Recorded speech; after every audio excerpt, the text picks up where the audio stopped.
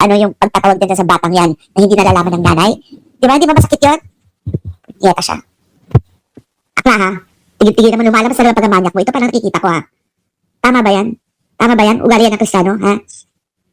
Ikaw, mukha kang pera, mukhang material. Ito mo, mas importante pa sa'yo ang cellphone ni Wesley. Ikaw, lumalabas na lang pagkamanyak ko.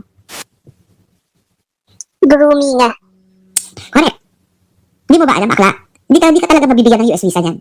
Unang-una, papadala ko yun sa embassy. Makita nila kung gaano. Sobra silang allergic. Alam mo ba, kapag ikaw ay na-convict dyan, registered child offender ka. Hindi ba? Yan hindi ka pwedeng manirahan sa malapit sa mga school, ganyan. Yan, pinaggagawa mong kamanyakan. Kala mo cute ka. Ikaw makinig ka talaga, Rowella. Bakit ka? Baka magising yung mga ano dyan. Hindi ka talaga mabibigyan ng visa. Tingnan ang pinagagawa mo. You are speaking also in Spanish? And are you kidding me? Mas nakakaintindi ang US authorities ng Espanyol kaysa sa Tagalog. Hindi ba? So, ingat-ingatan mo yung pinagsasabi mo. Tatawag ka dyan kay Wesley na without the knowledge of his mother. Ikaw, akala ha? Gusto mo madagdagan yung mga asunto sa'yo? Ikaw,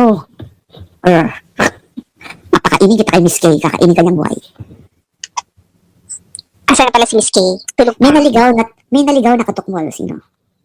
Sabi niya, Knowledge Vlog, gamit nyo yung pinaghirapan nila sa magawa kayo ng vlog nyo para may sarili kayong kayod, te. Ha? Daw? Nababobo Walang sa mga- sense. Walang sense, hoy. Huwag ka mag-comment dito, wala kang sense. Ang mga tao dito may sense. Hindi kagaya mo, nonsense. Okay? May naligaw na katukmol. Sabi niya sinto. Ano siya?